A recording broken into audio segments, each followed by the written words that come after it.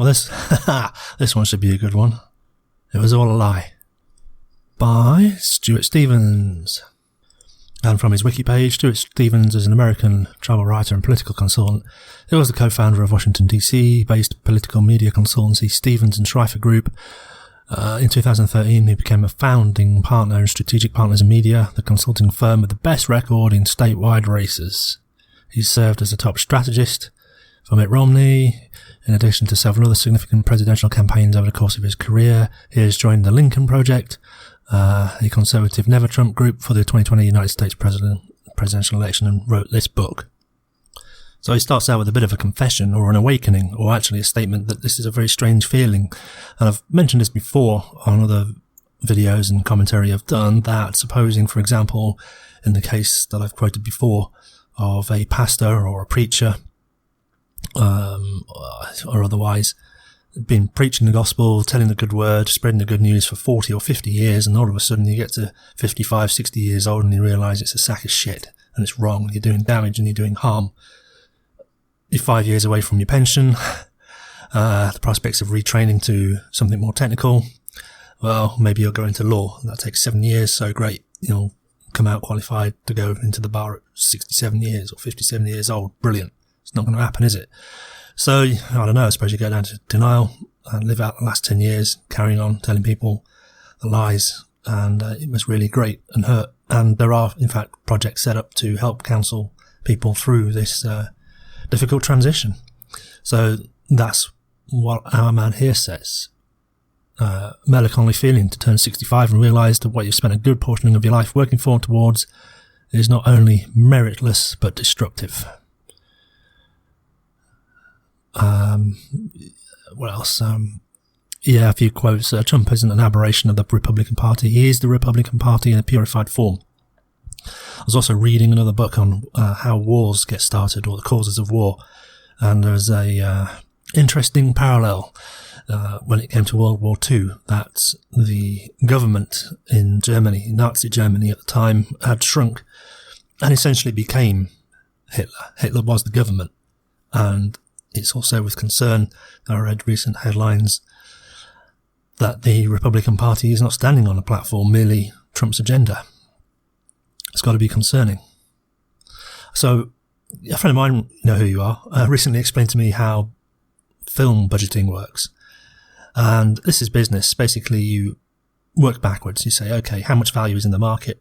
And can I, what level of confidence do I think I have in being able to grab a percentage of that value and then take out my costs, depreciate for risk, or discount for risk, and how much does it cost to build the thing? And if it still comes out as a net positive, then at least it's viable. I suppose it's a more elaborate method of the net present value of working out projects, discounting cash flows over income compared to the original investment, blah, blah, blah. But what it essentially boils down to is, if you're going to make a film and you think that 1,000 people might pay $5 to go and see this film because they're interested in it, then that's $5,000 of income. So your budget is going to be $4,000. That's what you got to make the film for. If you think you can rake in $1 billion, take out, 200 million for advertising, 200 million for marketing, 200 million to make it, your budget is 400 million. There you go. It's a superhero Avengers film.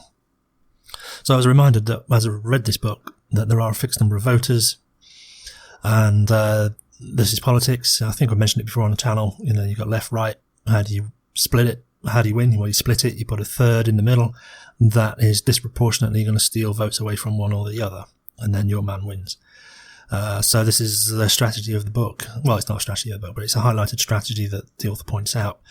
And he did it in a rather naive way. The story goes, he was just out of college or something, and someone said, can you make us a film? It's not important to the story, but basically he made this naive project that said, hey, he put it out there like a public service announcement. Hey, there's this guy running on the Republican side, there's this guy running on the Democrat side. And by the way, did you know there's a black guy running as well? And that took votes away from the guy who they figured was going to win, and persuaded it towards their man, almost by accident. So the confession here is, aha, so that's how it works. So he kind of gathered that the race card was the way to win these elections. So it's all about grabbing percentage of wallets in marketing or PR terms. Anyway, he goes on to say that the Republican Party has been losing support, losing the black vote. No candidate since 1964 has broken through 17% Afro-American support. The feedback on polling and voting is very quick, very immediate. You see what works, you see what don't. Lots of data-driven decisions, and this is it. When you make it about the vote, the policy is forgotten. And I thought it'd probably been naive in my assumption of politics that I thought if you went out there, said, these are my policies, stated it clearly, simply, and people liked it, that's what they would vote for. Of course, that presumes everyone's rational. But no, don't leave it to chance, John. Gosh, what are you, crazy? Anyway, since then, black vote for Republicans is falling off a cliff, to use his language. In 2016, I think he said it stood at 7%, 0.7%. So obviously, if you're going to spend a lot of money on building this big film, you are going to spend it on places that make a difference. And if you only have 7% of the black vote, even if you manage to double that to 14, well, it's still a small number of people compared to, if you could shift, say, 6 or 7% of the white vote, that's where you're going to spend your money. So, to the Republican Party, the inference is black votes don't help them, they only hurt them. So he says, what happens if you spend decades focused on appealing to white voters and treating non-white voters with at best benign neglect? You get good at doing what it takes to appeal to white voters. The truth is, this is what led to what's famously called the Southern strategy. And then they wondered why they weren't getting the black vote, and this is the insidiousness of racism and bigotry, because it's inferred, I don't think he states it explicitly, but reading between the lines, it's a belief in, let's call it the Republican Party or some parts of the Republican Party or particular candidates or individuals, not pointing fingers, but there's a belief that we're obviously not appealing to the black folk because we're not speaking their language, so how can we talk to them so that they understand us? Of course, that's quite a condescending, bigoted way of expressing what's fundamentally a racist outlook, because what's inferred is they don't understand us white folk. If only they understood, they would realise that voting for us is in their interests, because of course we know what's best for them. It's fucking disgusting, and they wonder why they haven't got support, and they think it's a linguistic problem rather than viability, policy, or credibility. The way he puts it is, it's what the Republicans are doing once elected, the problem. The fact that the Republican establishment is so invested in the myth that their problems are a matter of language is revealing and self-damning. It's not us, it can't be us, therefore must be something else. It must be them. They don't understand us.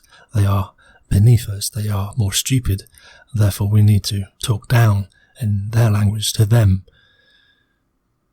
It goes on, at the root of it is a deep condescension that they, the de facto white party of America, know what is best for black folk, and it's unfortunate these black folk don't seem to get it. They are different, and we have to talk to them, and in a language they can understand. Because we know what's best for them. So the discussion then becomes more nuanced. It's not just about what's best for them. Well, it's jobs, it's the economy, the old stalwarts. Yes, of course, jobs in a capitalist, consumerist, commercial structure as the United States. Of course, jobs are the thing. Gives you access to all the toys, doesn't it? Credit, houses, mortgages, cars, nice things, holidays, so on, family, good education, and so on and so on. Of course, no job is the opposite of all that. So, of course, jobs is important for everyone, they say. And that's, again, a mistake in communication that's pointed out in the book, that it's like saying not getting shot by the police is a good thing. If you mention that to a rich, white TV personality star who lives in her $10 million mansion in Calabasas, she'd just look at you like you were crazy. Like, well, yeah, of course. What are you talking about? Tell that to a young black teen in the downtown Chicago, and it means something very different. So it's the same thing. Yeah, jobs are important. Not getting shot is important too, but in very different meanings. And that's the point. So he goes on to tell the story that way back in the early days of his career, they brought in these consultants to see how they could speak to black folk. And the consultant says, yeah, I mean, it's good that you're talking about jobs, and the phrases that you used to describe this is good jobs for everyone. No, it was good jobs. Yes, we want to provide good jobs. And there's an inference there. It's like, the inference that it's good not to get shot, isn't it? Tell that again to the rich white bitch in Calabasas. Yeah, of course it's good not to get shot. But tell that to somebody else disaffected in the inner cities. It almost sounds like a threat. It's good not to get shot, isn't it? So the consultant said you need to replace the word good with meaningful, because the inference when you say good jobs, when you say that to, say, disenfranchised sectional class of people, they are free to interpret that meaning good for whitey. Good low-paying jobs is good for the business owners, whitey.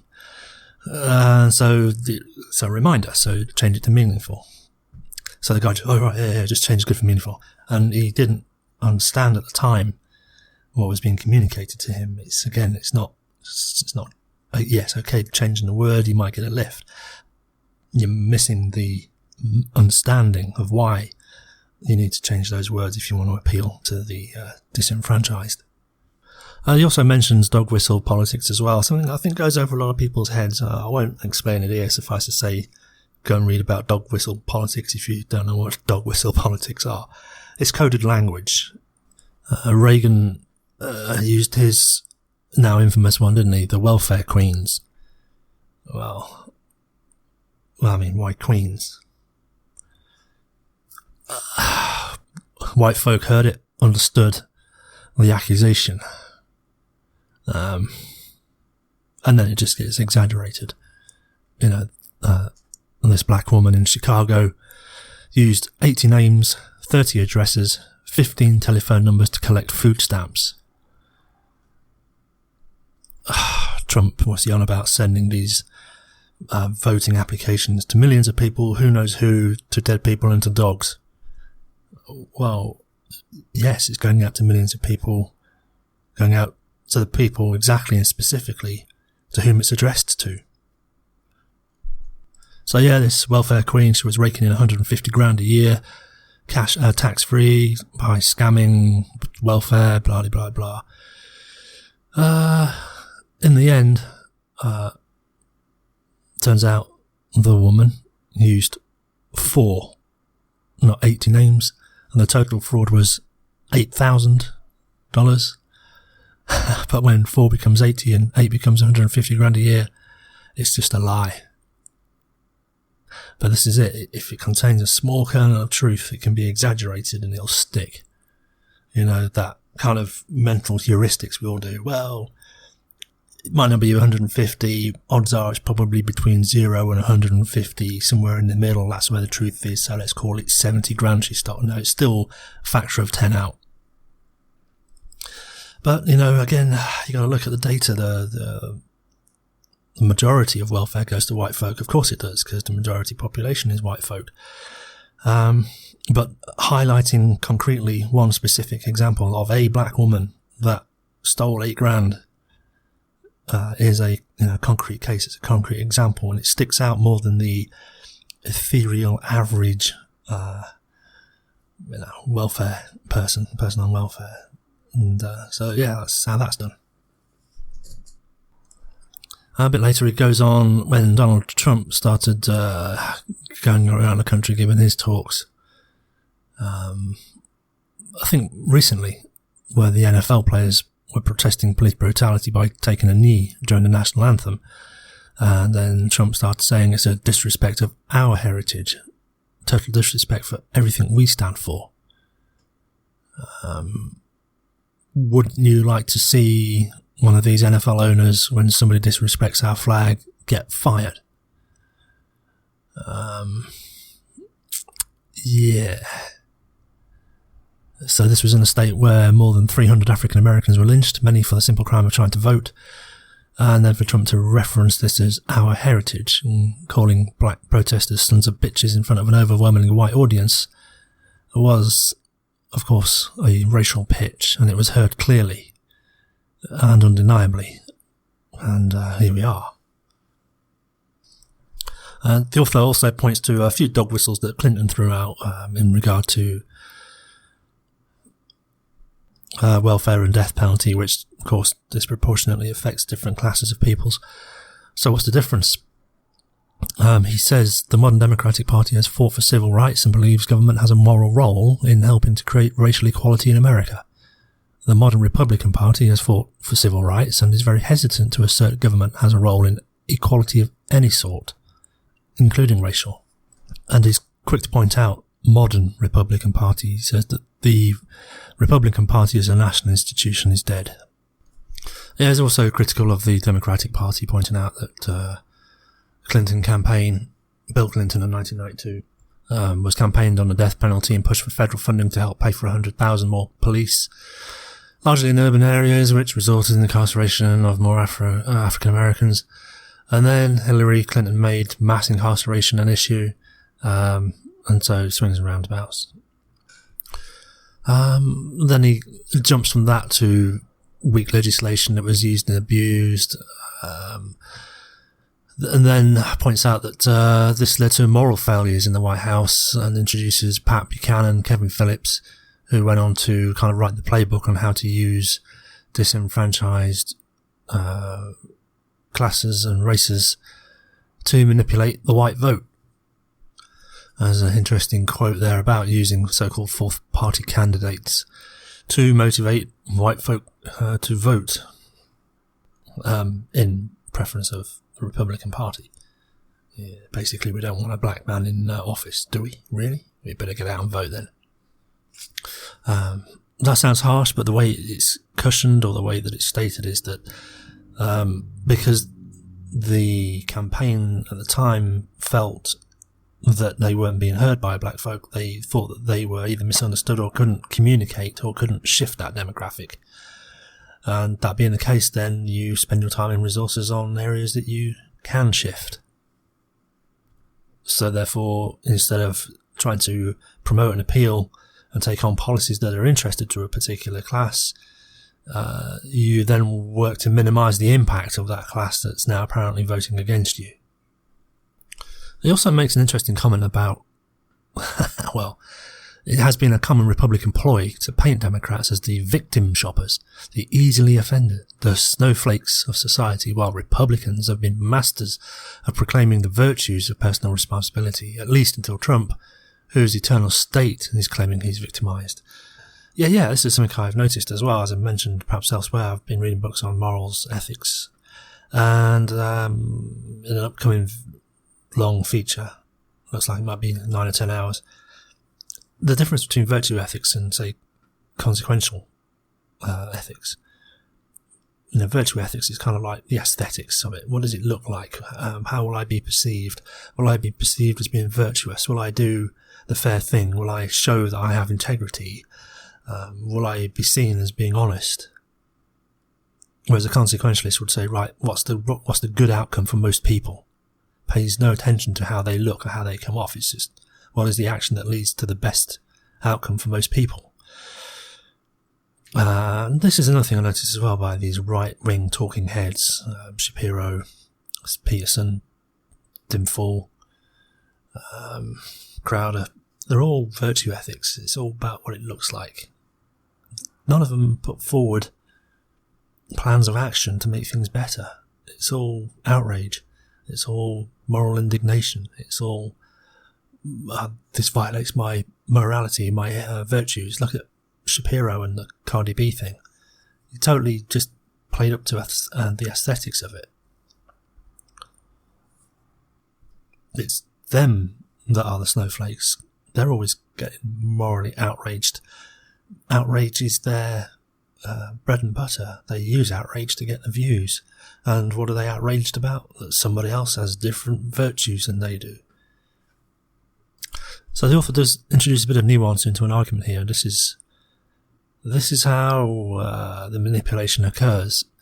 So he brings up, to talk of virtue signalling, moral outrage, snowflakes, Trump, who's always claiming he's the victim. But when he says Trump first came out, it looked as though Trump was positioning himself as like a warrior for the oppressed white people of America. And he seemed to be playing on the notions introduced, it seems, by Reagan, that one ought to take personal responsibility. And Reagan declared, quote, "We must reject the idea that every time a law is broken, society is guilty rather than the lawbreaker. It's time to restore the American precept that each individual is accountable for his actions." Okay, yeah. Trey Gowdy gave a fantastic speech about this, and where I would disagree with both of these men's politics, I would agree that whilst we have things like laws to govern the ways in which we might go about our business and interacting with each other, it's never going to be perfect. Some days we're going to be ahead and favoured by the laws, and other days we're going to be held back and restrained by them. In either case, we ought to adhere to the law. I say ought to because I think it's a very strong moral ethic. It's a choice. You can break the law, but I think those circumstances ought to be reserved for the most extreme cases. That time when you've decided, yes, this is the hill I'm going to die on and it's that important. Yes, break the law, but all of the times, yes, should follow the law. But if you don't like it, lobby, get people around, get them on your side, lobby to have the law changed. That's the way to do it. If enough people agree with you and say, yes, we too would like to be bound by these new laws or have the old ones repealed, then again, consent the majority, isn't it? But the day we say, you know what, today I don't fancy abiding by that rule or that law, so today I'm just going to ignore it. That's when law and order breaks down. It's not to say that some laws aren't unjust and ought to be redressed or looked at again, but I could get along with that statement that, yeah, but here's the problem with it. And the author of the book has said it's half right. Republicans still believe in what Reagan said, but to most of them it meant society should hold responsible those who they believed are most likely to break those laws. Blacks, non-whites, Mexicans, immigrants, rapists, Trump called them. There you go. See, that's how it's used and abused. And then, the Trump supporters take on that victim complex, and instead of blaming society for the so-called oppression that these snowflakes were feeling, of course, it's not them not being responsible. It's because those people